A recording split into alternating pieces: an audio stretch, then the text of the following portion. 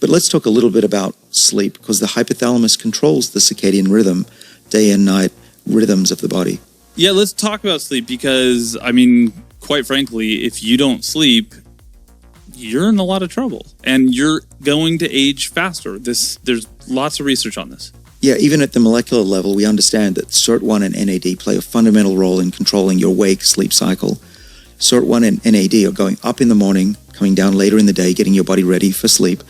And in doing so, what they do is they turn on a particular gene called BMAL, which is part of the clock. Not the Horvath clock, but the daily clock, the circadian rhythm clock. And those genes tell the liver to calm down, it tells the brain to calm down, and in the morning tells everything to wake up again. And so what is really important to understand is if you start to lose the function of SIRT1 and have low NAD levels, you're probably not going to sleep well, but also you're going to age prematurely. And the big problem here is that sleep efficiency actually declines with age. So we got to work harder at sleep as we get older, just like we have to work harder at exercise as we get older to promote brain health. Yeah, another way of saying it is that as you get older, you lose your ability to sleep. And if you don't sleep well, you'll lose your ability to fight aging. And it's just a feed-forward disaster. So you've got to intervene. You can intervene with the kind of things we talk about here, which is eating well, exercising, and intervening with the kind of things that you can take perhaps as a supplement. But now let's talk about what do we do to make sure we sleep well and we have the right rhythm.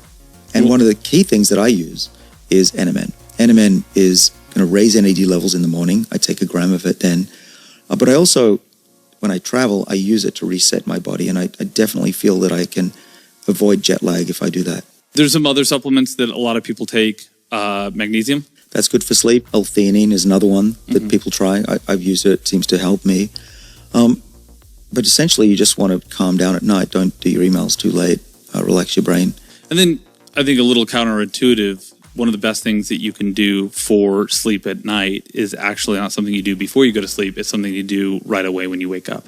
You mean go outside? Well, you got to get light, right? You got to reset your circadian rhythms, and the best way to do that is put yourself in a situation where your body knows it's daytime.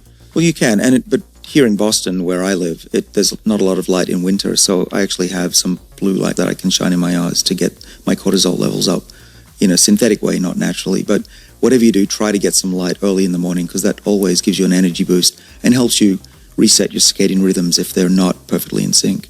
And like the other things we've talked about today, there's lots and lots of research. We're not like just making this up. Sleep is important. We know this. Well, yeah, even in flies sleep. It's a little known fact. But before we get to the humans, this is a really cute study. It was a study that was in 2020 in fruit flies. They found that if you deprive flies from sleep, they have a lot of oxidative stress in their gut, and they also have a short lifespan, which, by the way, could be rescued by treating them with an NAD booster. Which is also a way that we've seen that you can rescue human subjects from sleep deprivation. But even just one night of sleep deprivation, a lot of people say, I'll catch up tomorrow.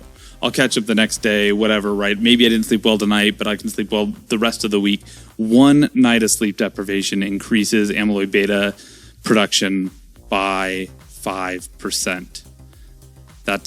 You don't want to mess with amyloid beta, right?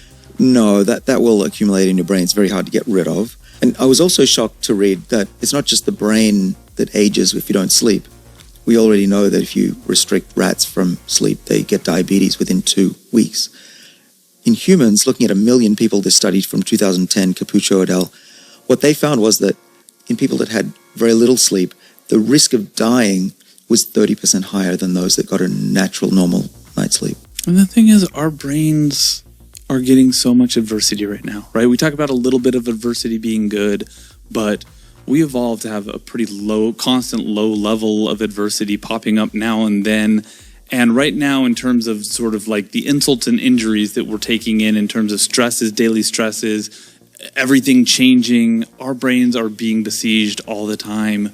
We need sleep to reset. It's just too much. There's too much to remember. There's too much to cope with, too much anxiety. We just are living through a pandemic. This is really stressful times.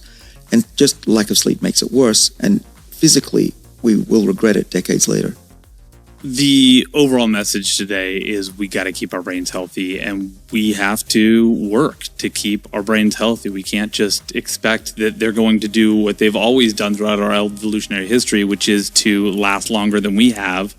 We've figured out many of the tricks that are going to keep us alive for longer holistically, but we got to keep our brains healthy for at least one day longer than the rest of us last. It's super important that we look after our brains. It's not just about ourselves, it's about our families. Many families have had to take care of parents and grandparents that have dementia. This is not pleasant for anybody. And we have a responsibility to society, and particularly our family members, to stay healthy for longer, particularly keeping our brains younger for longer.